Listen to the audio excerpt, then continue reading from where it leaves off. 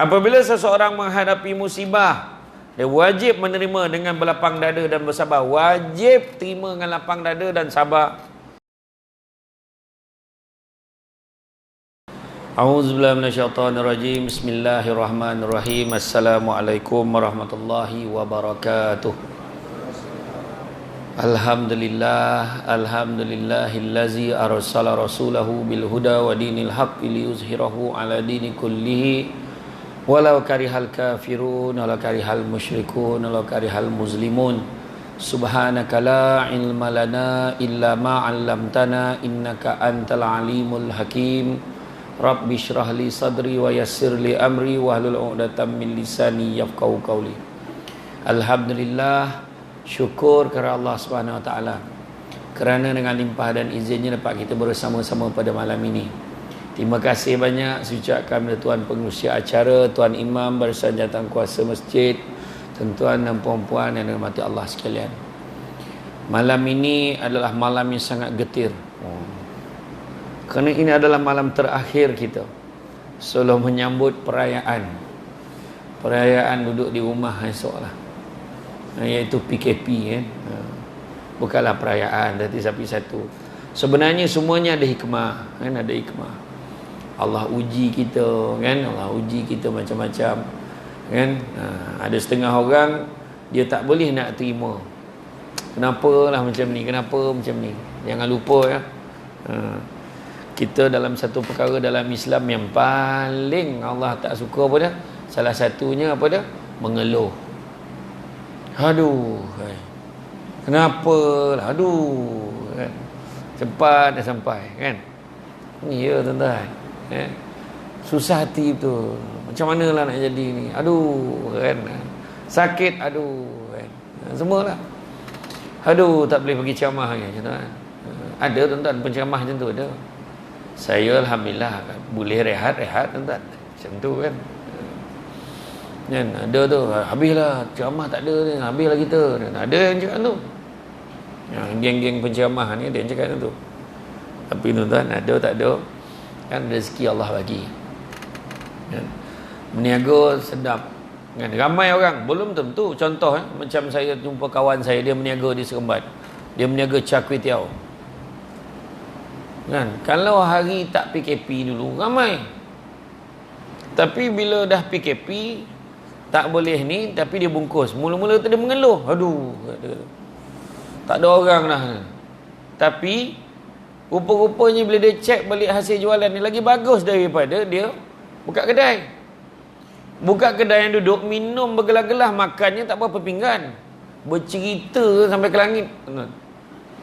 Tapi orang yang telefon, yang order bungkus hantar rumah, delivery ke bungkus buat balik, beli datang memang beli nak makan, itu je.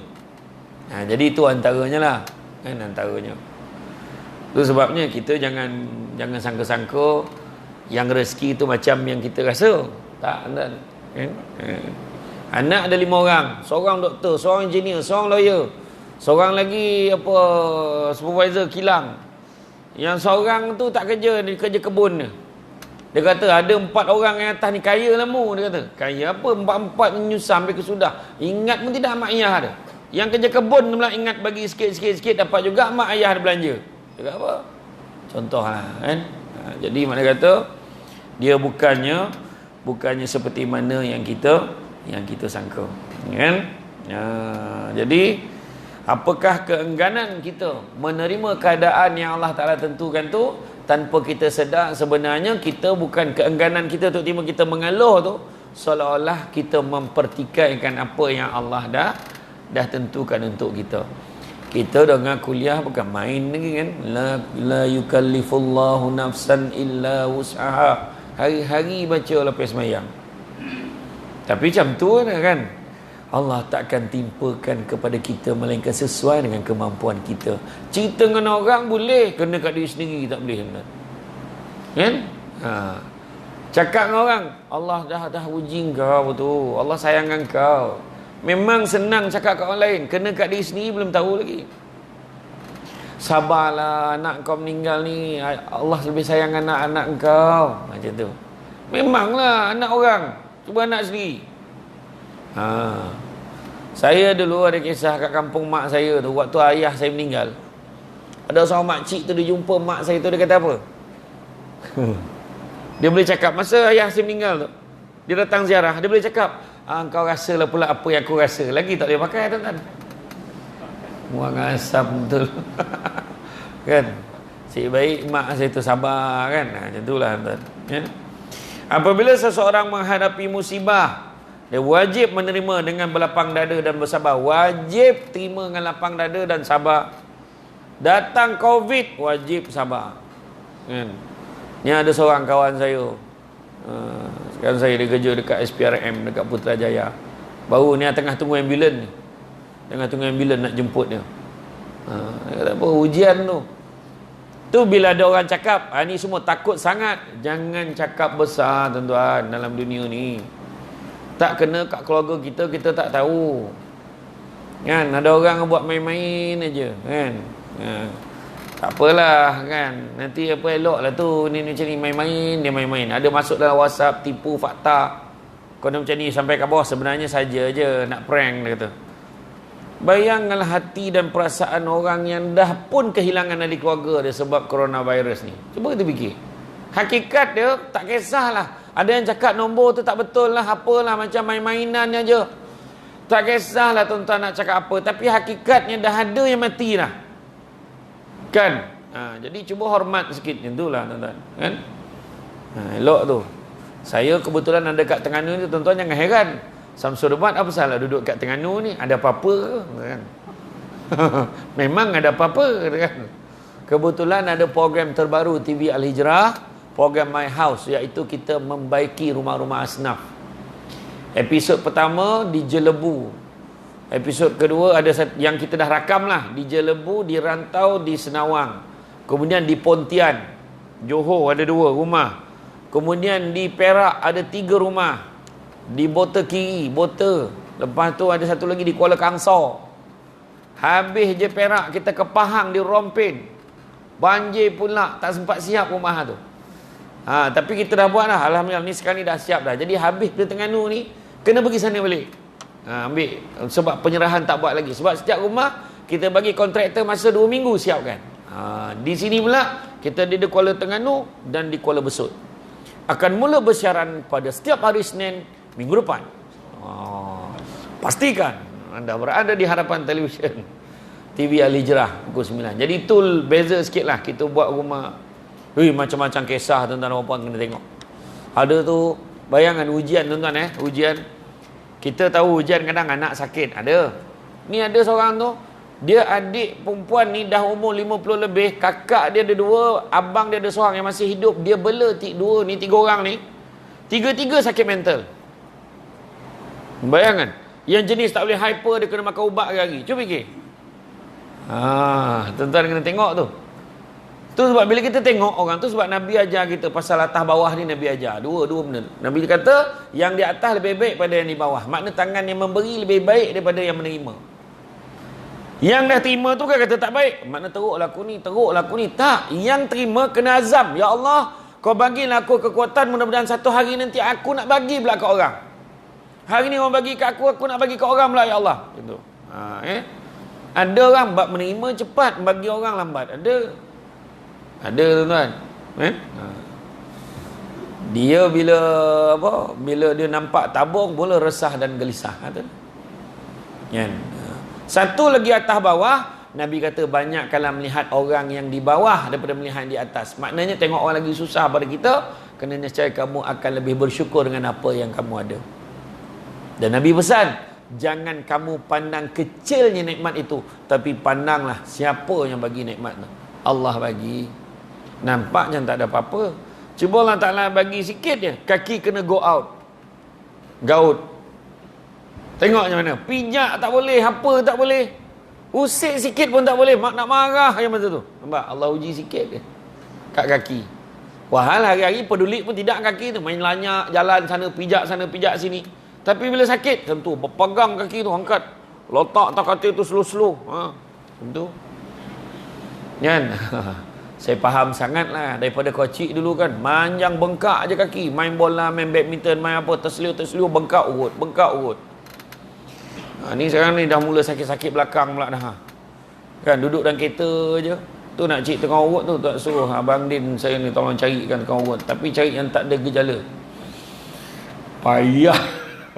Kluster minyak angin. Pernah kacau kak tuan-tuan. Tu dia.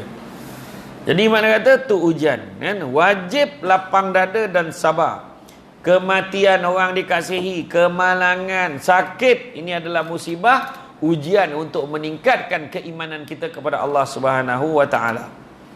Seperti sabda Rasulullah SAW bermaksud, sesiapa yang Allah kehendaki kebaikan terhadapnya, dia akan mengujinya dengan ditimpa musibah. Hadis riwayat Bukhari. Memang akan ada ujian.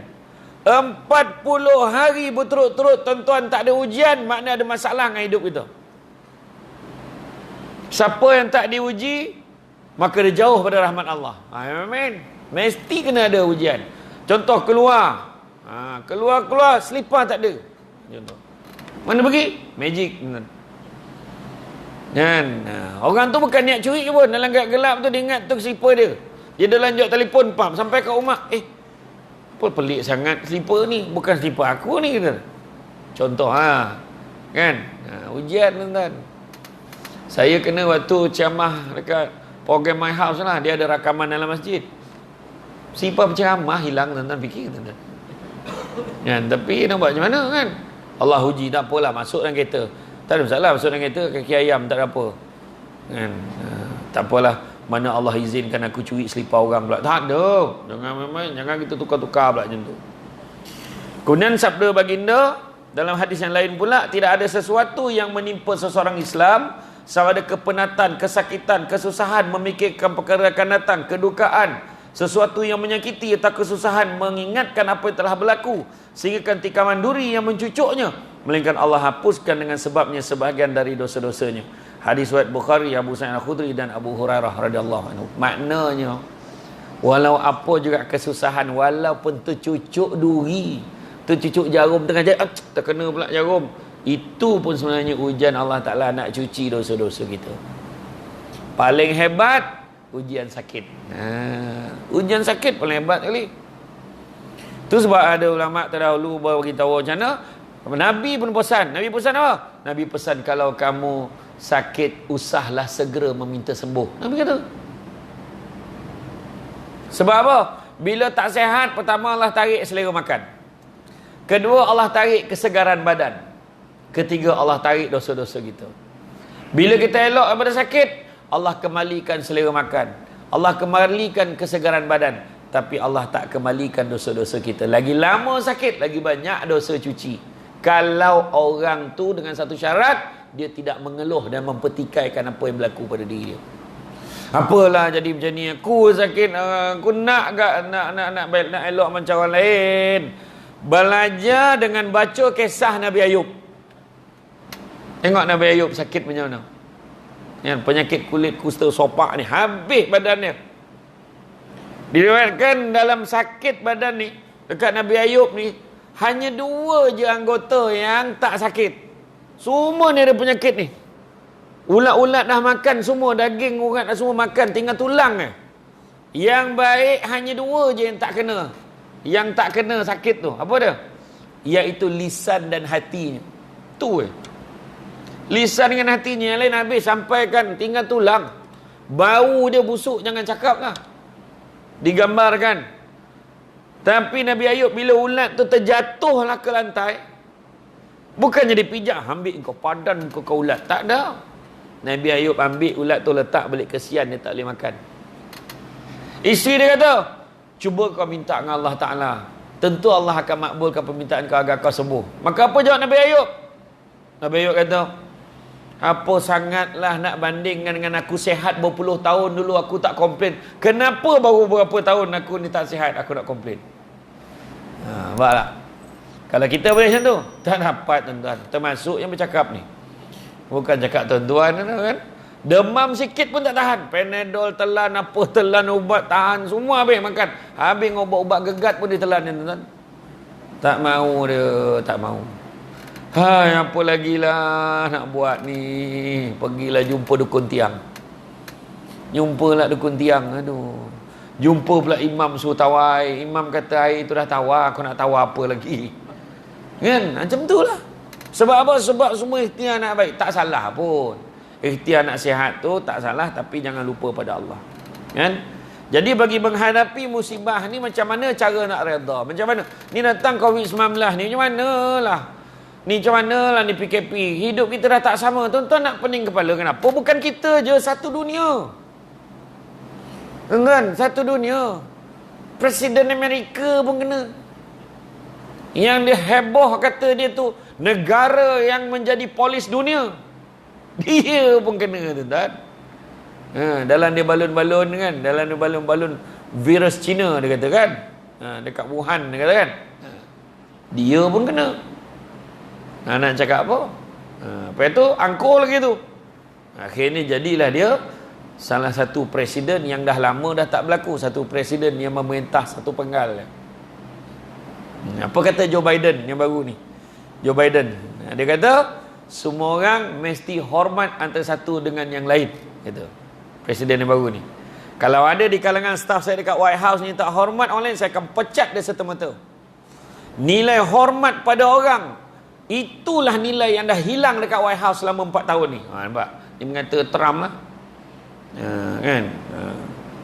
Siapa yang tak kenal Donald Trump, saya huraikanlah, bekas Presiden Amerika Syarikat.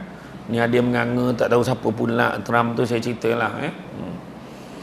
Jadi, bagaimana cara untuk bersabar? Pertama, ingat bersabar ketika mula ditimpa musibah, seperti sabda Rasulullah SAW yang bermaksud sesungguhnya sabar adalah pada kejutan pertama musibah berlaku. Bila datang, apa respon kita? Ni nak maklumkan ayah kamu dah meninggal dunia. Innalillahi wa inna ilaihi raji'un. Ya Allah, ya ke? Nampak cara dia terima macam mana? Ni pergi kat dinding, hantuk-hantuk kepala. Tu bukan orang Melayu tu, jangan perangai biasa. Hantuk kepala sampai berdarah. Aku nak mati, kenapalah? Aku tak sempat jaga, jangan macam tu, tuan-tuan. Nangis sedih normal. Sedih normal, tapi kawal. Jangan sampai kita lupa pada Allah. Ya, Abah, saya nak mati sama dengan Abah. Katakan, tak payah. Tuan. Tak payahlah macam tu, tuan-tuan. Ingat Allah banyak-banyak. Kan? Dalam hadis yang lain, Rasulullah SAW bersabda, bermaksud, Allah firman dalam hadis Qudsi yang bermaksud, tiada balasan bagi seorang hamba-Ku yang telah Aku ambil kembali kekasihnya, kemudian orang itu mengharapkan pahala daripadaku, melainkan orang itu akan mendapat balasan syurga. Hadis riwayat Bukhari. Maknanya orang yang paling kita sayang, Allah ambil. Dan kita sabar, mengharapkan. Kita sabar dengan mengharapkan pahala daripada Allah, maka Allah balas syurga untuk kita. Itu pertama. Kedua, ucapkanlah inna lillahi wa inna ilaihi raji'un. Sakit, demam pun inna lillah. Orang yang tak ada ilmu yang marah, belum mati lagi lah. Alhamdulillah, orang Terengganu tak macam tu. Orang Terengganu tak macam tu. Sebab inna lillah dia faham. Motor rosak, inna lillah wa inna ilaihi raji'un. Kan? Jadi makna kita tahulah daripada Allah lah juga kan, dan dikuatkan pada Allah. Itu dia. Kan? Ingat Allah banyak-banyak. Daripada Allah dia datang, kepada Allah dia kembali. Kalau Allah nak sembuhkan, sembuhkan. Kalau Allah nak bagi, Allah bagi. Macam tu je. Kan? Yang satu episod yang saya jaga tu, yang unik tu di Pontian Johor. Anak dia umur 21 tahun. Nanti tuan-tuan tengok. Anak yang sulung 21 tahun, perempuan. Kena satu penyakit, iaitu dia kena sawan. Sawan tu, bila dia kena sawan tu, doktor kata kalau dia lebih je daripada 4 minit dia tak sedarkan diri, maka dia meninggal. Jadi macam mana mak ayah dia bila dia sakit, mak ayah dia kena kejutkan dia betul-betul. Tak boleh kejut, bangunlah, bangun, tak. Kena beduk pukul betul-betul. Kalau orang yang tak tahu, orang ingat dia seksa anak. Tapi memang doktor cakap itu je cara nak sedarkan dia. Bila pukul, dia sedar. Sakitlah, makna okey. Tuan-tuan fikirlah kalau anak-anak kita kena uji macam tu. Dia anak sulung dia kena macam tu. Sampaikan ayah dengan mak dia kata, Ustaz, dia kata, kami doa Ustaz biar dia mati dulu Ustaz, supaya kami boleh jaga dia. Sebab kami bimbang kalau kami mati tak tahu siapa nak jaga dia. Macam tu lah. Tahu dia kena sawan berapa kali? Kadang-kadang setiap hari beberapa kali kena. Setiap hari, tuan-tuan. Tu sebab kalau nanti tuan-tuan boleh tengok dalam video dekat dalam episod tu, dia tunjuk gambar macam mana dia sendiri kadang dia rasa macam nak kena, dia tepuk-tepuk dari diri dia, pukul diri dia. Sian tuan-tuan. Dan bila cek dekat Johor, itu adalah anak yang satu-satunya yang kena penyakit ni dalam negeri Johor. Allah Ta'ala uji tuan-tuan. Tapi dia tak mungut pun. Rumah dia apa, dia beza. Ada orang tu dah buat jadual tuan-tuan. Bulan puasa dia dah buat jadual lah. Ada orang susah ni buat jadual. Isnin jumpa YB mana, Selasa jumpa YB minta bantuan mana. Ada. Orang tak susah mana pun.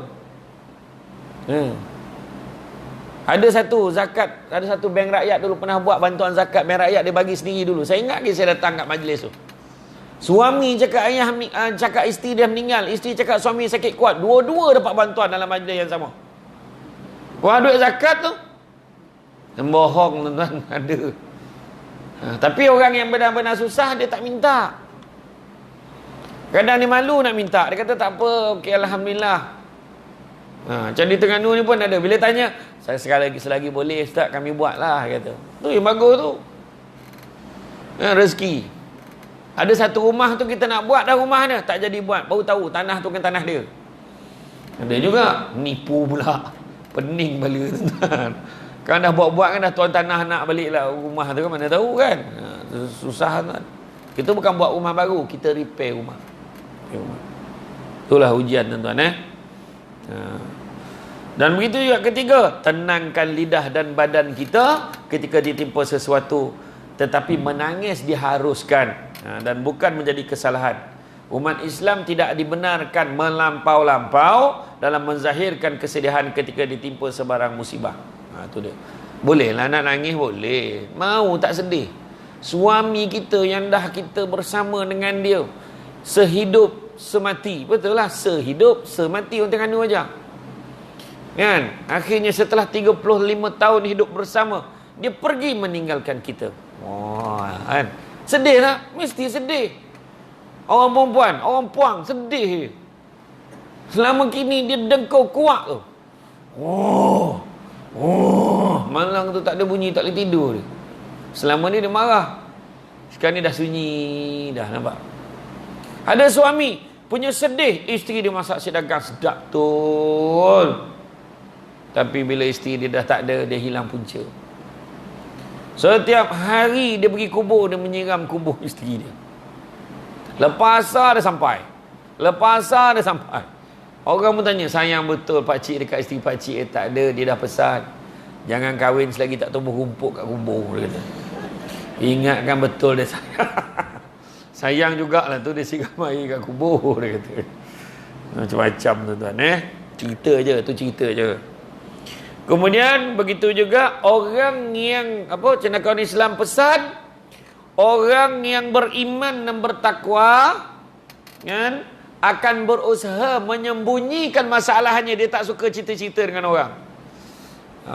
Dia selagi dia boleh hadap, dia hadap. Itu salah satu ciri dia.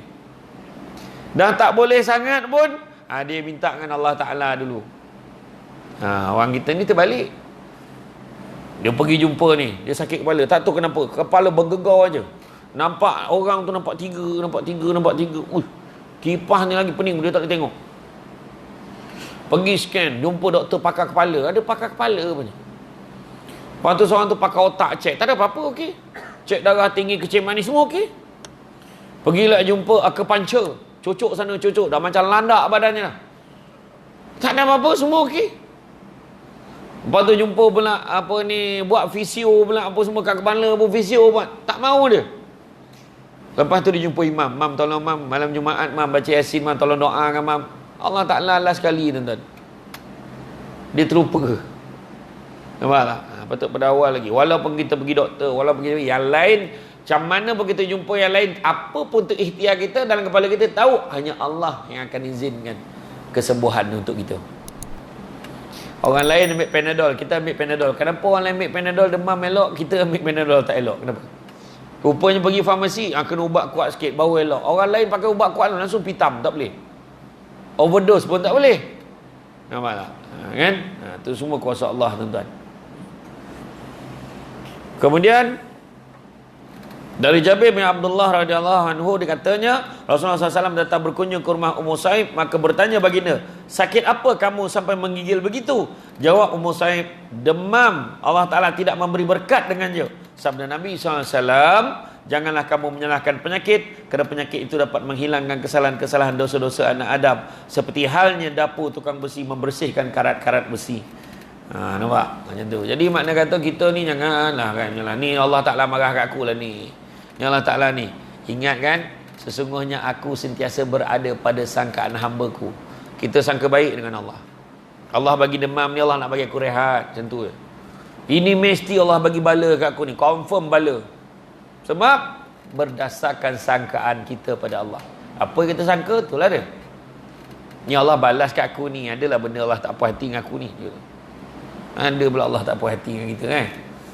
Tak, sangka baik. Ni Allah uji aku ni.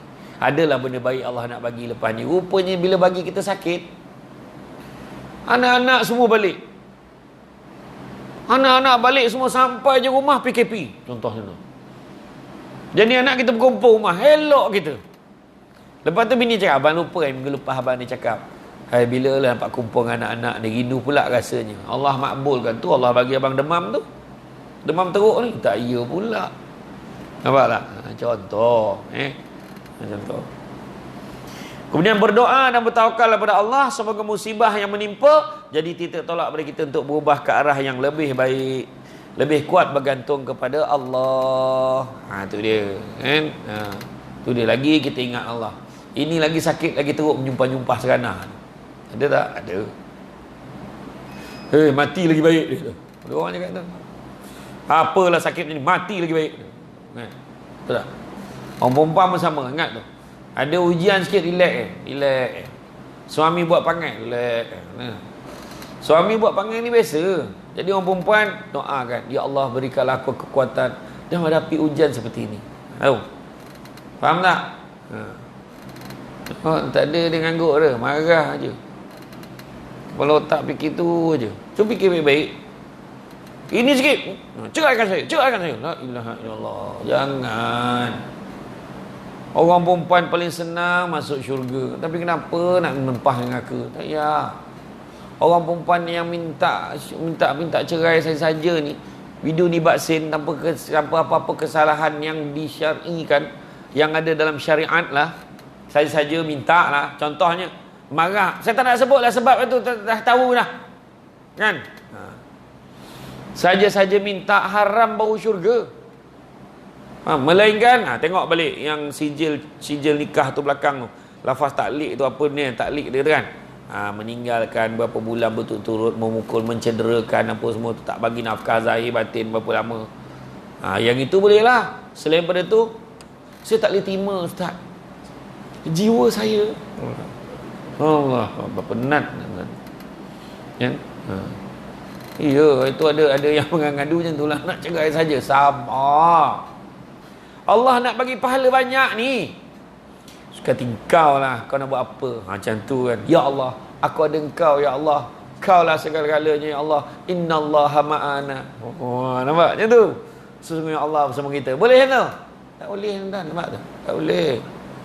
Marah tetap marah. Tak gunanya jantan. Nak kan dosa dah tu. Kan Nabi ajar, bencikanlah perbuatannya itu, bukannya orangnya. Macam tu kan? Ni saya bagi idea, contoh. Jangan marah. Orang perempuan ni kalau marah, dia beritahu imam, jangan panggil macam mana lagi dah. Dia macam tu, orang perempuan ni senang. InsyaAllah orang perempuan senang. Orang perempuan cukup senang masuk syurga kan. Nabi kata jaga solat, jaga puasa, dua ni okey. Ketiga, jaga maruah diri, jaga maruah suami. Yang keempat, taat kepada suami. Selagi mana perintah suami itu tidak menyalahi syariat, taat. Faham orang perempuan? Orang puang, faham tak? Kan? Faham Alhamdulillah. Perempuan sini okey, tempat lain yang tak okey ni, sini okey. Kan? Macam itulah. Jadi maknanya taat perintah suami. Jaga maruah diri, jaga. Kat luar, kadang pakai tudung, pakai apa, tapi singkat, ketat-ketat pakai. Jangan. Nabi kata tu, akan tiba masanya nanti umatku dia berpakaian tapi sebenarnya dia telanjang. Apa sebab? Sebab tu lah. Kan? Orang lelaki pun sama. Jaga juga. Sekarang ni lelaki pula buat badan. Kan? Pergi gym buat badan, lepas tu tunjukkan badan dia tu, lepas tu keluar tu dia saja dia londehkan sampai bawah pusat tu. Ngam-ngam je. Ngam-ngam tutup pistol. Orang asam betul. Naik geli tengok. Dosa tak? Dosa. Kan? Ada seorang tu hamba Allah tu. Saya tegur dia sebab saya kenal dia. Dia tegur langsung dia tak friend saya dah. Marah dia tuan-tuan. Sebab tegur cara baik dah kan. Suka hati dia lah tuan-tuan. Kemudian iman, sabar dan istiqamah. Tu satu cara lagi. Iman, sabar, istiqamah. Sebab ujian adalah seiringan dengan perjuangan. Oleh sebab tu perlukan sabar. Sabar ada 3. Pertama, sabar untuk taat perintah Allah. Kedua, sabar meninggalkan larangan Allah. Dan yang ketiga, sabar pada ujian dan dugaan yang Allah berikan. Jadi mana kata, memang ada. Mana boleh tak ada ujian dalam hidup. Orang gila yang tak ada ujian. Tapi dia dapat ujian tu jadi gila tu. Dia bukan lahir terus gila tu. Kebanyakannya dia gila kemudian. Dia memang tak ada masalah. Dia tak ada masalah. Relax, ada telanjang, tak pakai seluar, macam tu dia jalan depan kita. Memang tak ada masalah. Dia bagi masalah kat kita. Ya, dia pergi depan perempuan tu macam ni, dia buka. Dia goyang-goyang, dia joget depan perempuan. Perempuan ni, ya Allah, perempuan kan. Salah kan. Saya pergi ceramah dekat satu hospital mental. Saya ceramah untuk orang yang elok lah, bukan untuk orang mental tu. Saya ceramah di Johor, di satu hospital ni, dekat Dewan tu.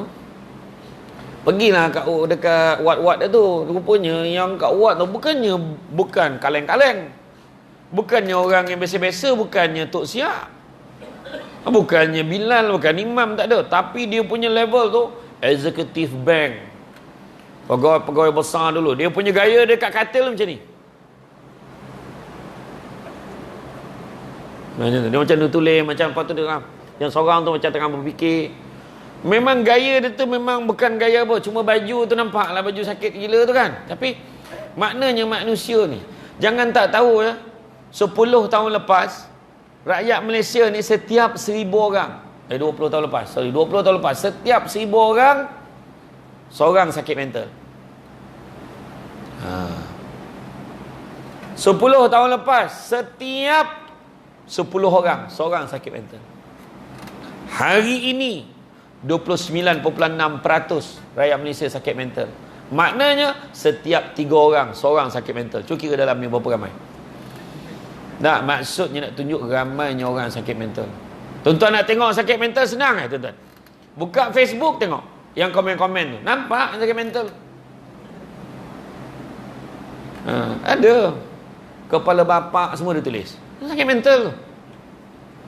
Apa pasal kalau orang tu dia waras, dia takkan tulis benda-benda yang macam tu. Nampak ulama-ulama ni, bukan saya lah, saya bukan. Orang lain, ustaz-ustaz, ni tak bergunanya ustaz, ni tak boleh. Bahkan boleh tulis macam tu. Apa adab ada tulis tu? Kepala bapak, kepala tut, kau semua keluar. Kan? Soalannya Nabi ajar kan? Nabi tak ajar. Nabi tak ajar.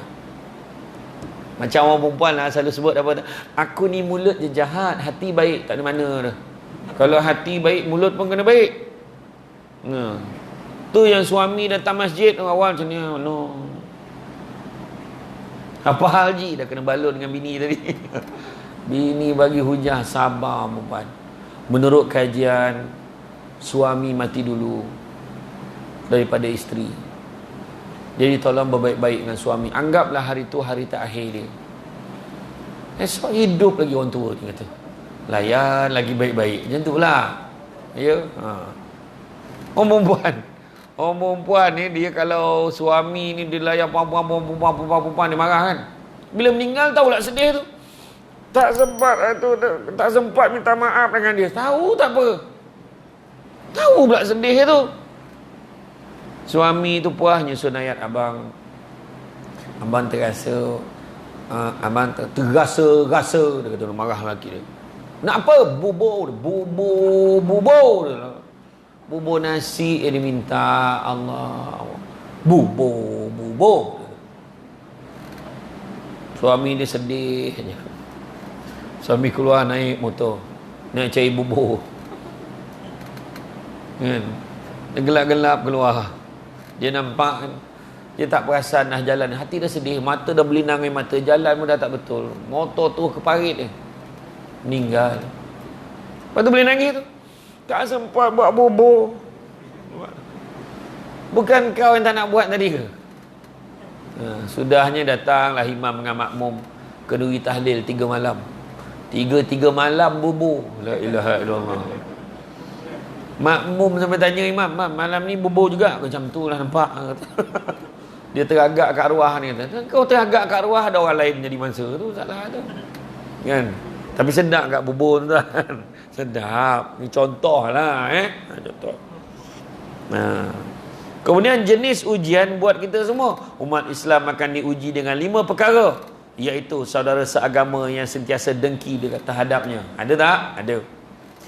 Orang munafik yang sentiasa membencinya. Ada tak? Ada. Orang ni berpura-pura je depan kita, tapi di belakang dia kutuk kita, dia benci kita.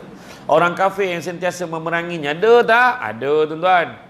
Tarang-tarang dia balun, tuan-tuan. Kan? Dia kata. Iya, tuan-tuan. Dulu mana ada, tuan-tuan. Agak-agak lah, kan? Agak-agak lah. Ni bukan kata nak cerita pasal perkaruman ke apa, tak ada. Sekarang syarat-syarat taman perumahan, dulu macam dulu taman perumahan. Kalau kita tengok, wajib buat siapkan tapak surau dengan masjid. Kan? Wajib. Sekarang taman perumahan, syarat-syarat pemajuan perumahan. Saya tahulah saya kerja tu dulu. Jadi kena siapkan. Sekarang tak ada, tuan-tuan. 3 tapak tokong ada, tapak ni ada. Walaupun dia tak ramai. Tuan-tuan fikir lah. Balik tak balik? Tak balik, tuan-tuan. Sekarang, kan? Kebebasan bersuara, kan? Yang tu kan, tuan fikirlah tuan-tuan kan. Tapi ada. Kemudian syaitan yang sentiasa berusaha menyesatkannya dan bisikan hawa nafsu yang sentiasa menggoncang keimanannya. Itu dia. Jadi maknanya itu ujian-ujian untuk kita semua nak menguji keimanan kita. Jangan kita mengeluh. Kan, lawan bagi sabar adalah mengeluh. Tak dengar bunyi tabung jalan. Sampai dah tabung ni. Aduh. Yang best sampai tabung tu buat raba lah tu. Kain plekat mana ada poket, jangan nak berlakon. Kan? Tak apa, lepas tu dia jumpa imam, tak apalah, mam. Imam boleh bagi tak nombor akaun dia berapa, mam? Saya nak transfer online je ni. Macam tu kan. Dah kebetulan cerita pasal tu, nak maklum kan. Tuan-tuan semua kenal kan? Tuan guru kita iaitu Ustaz Ahmad Rizam, kenal kan? Kenal kan? Ustaz Ahmad Rizam sekarang ni, dia Darul Atik sekarang ni. Di madrasah Darul Atik ni dekat Raudatus apa? Riyadus Salihin ni.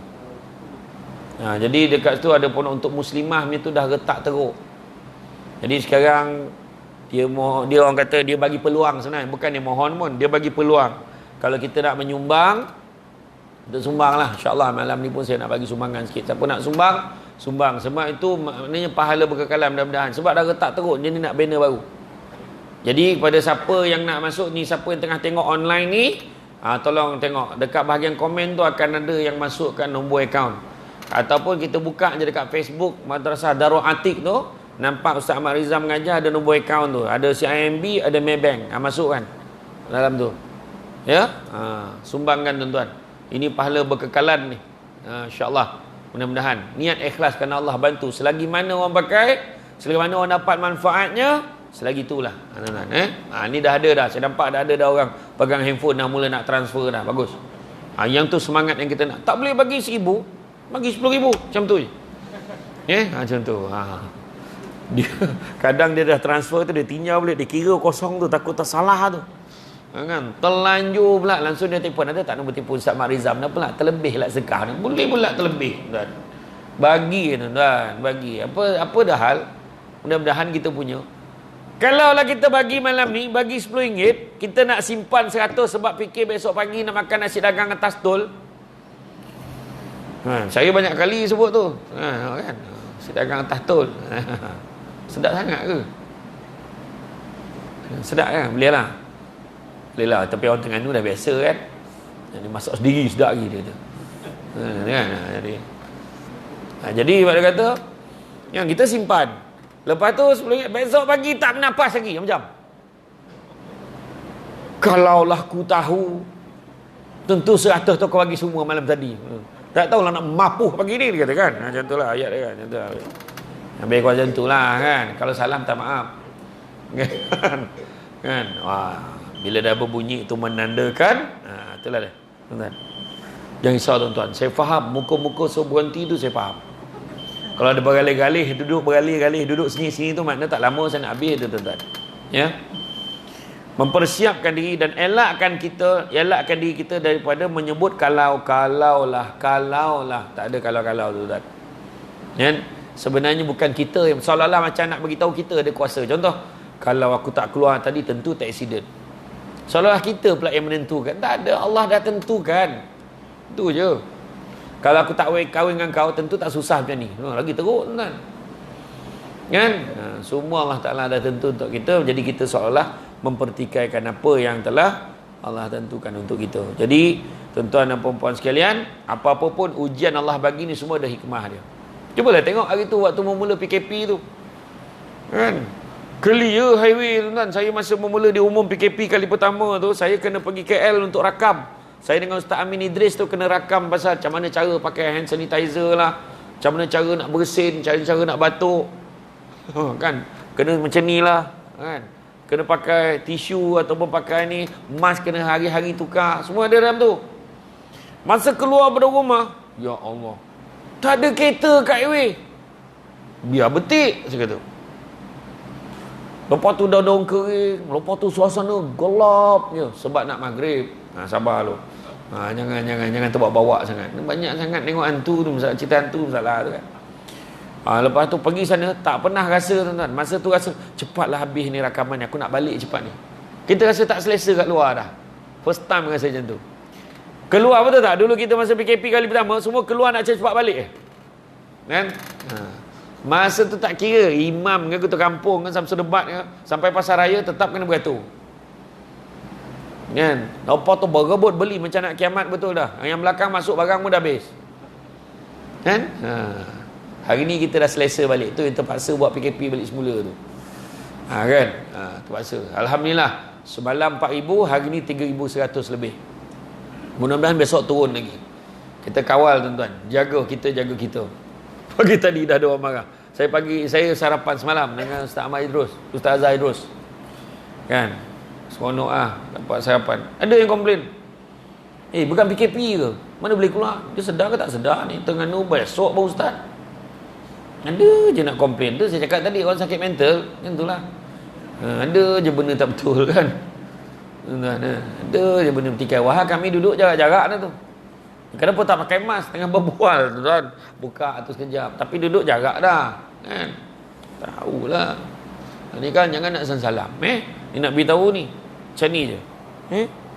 Faham Tak, dia dah habis. Alah, salam pun takut. Ada orang sound macam tu. Tak ada, saya pun daripada mana ni, daripada mana kita ni nak cuba jaga dulu, relax dulu. Besok dah okey tuan-tuan, insya-Allah. Kita pun tengok New Zealand dah clear tau. New Zealand tak ada kes, kosong. Jadi kita tu ingatlah tuan-tuan. Jadi tuan-tuan rasa tu saja pada hari ni. Kalau tengok saya nak ingatkan lagi, kita redha je dengan apa yang Allah Taala berikan kepada kita. Insya-Allah mudah-mudahan kita dapat menghadapi segala ujian dan dugaan ni dengan tabah hati. Malam ni kuliah yang terakhir dan istimewa sebelum PKP. Itu tengok PKP tu apa hikmah dia kan? Barulah suami tu tahu dalam rumah jadi 3 helai je sejadah. Kan? Nak sembahyang jemaah dengan anak-anak sejadah tak cukup ke? Baru dia tahu.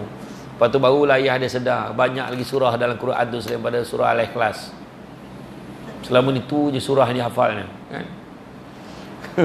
Lepas tu semayang confident je semayang, anak beritahu bah kiblat salah, la ilaha illallah. Semualah tu tuan-tuan. Lepas tu malam raya barulah kita lihat ayah-ayah menitis air mata, menangis menghayati teks khutbah nak dibacakan esok pagi tu. Berdiri atas sofa. Mimbar tak ada, berdiri atas sofa biar tinggi. Aduh, barulah ayah tu faham maksud Dia baca khutbah, kecil hati dia. Dia baca khutbah, anak dia tidur. Selama ni imam baca khutbah, dia tidur bawah ni, dia tak rasa apa kan. Abu dia tahu. Lepas ni aku tak nak tidur. Dah macam tu rasa imam kecil hati katnya. Yalah. Sedap ada tidur. Jadi tuan-tuan, saya nak maklumkan sekali lagi, permohonan doa, ni Ustaz Ahmad Rizam menyampaikan sendirilah permohonan doa supaya dipermudahkan. Ni lain. Oh, ni lain pula. Oh. Ustaz Ahmad Rizam tadi yang pasal itulah Darul Atik tadi. Jadi mudah-mudahan dapat dia dapat peruntukan sumbangan pada tuan-tuan dan puan-puan sekalian, dapat kita sempurnakan surah surah muslimah yang dah retak teruk dah, takut guntuh tuan-tuan kan. Siapa yang Nabi saya dah pergi dah, cantik tempatnya, naik tinggi lah kan. Kemudian ni ada permohonan doa supaya dipermudahkan urusan dalam urusan penipuan pembelian tanah dan dilembutkan hati dan diberi hidayah. Allah sebut nama ke? Tak payah sebutlah. Penipu ada nama dia ni. Mangsa pun ada nama ni kan. Mudah-mudahan tuan-tuan yang dah apa tu, cubalah pulanglah balik kan. Tak tenang hati kita tuan-tuan kan. Nipu orang ni janganlah. Ya, kemudian kepada mangsa pun doalah banyak-banyak. Kita doakan dia kuat untuk hadapi ujian ni. Okey, jadi itu saja tuan-tuan. Sedikit makluman saya nak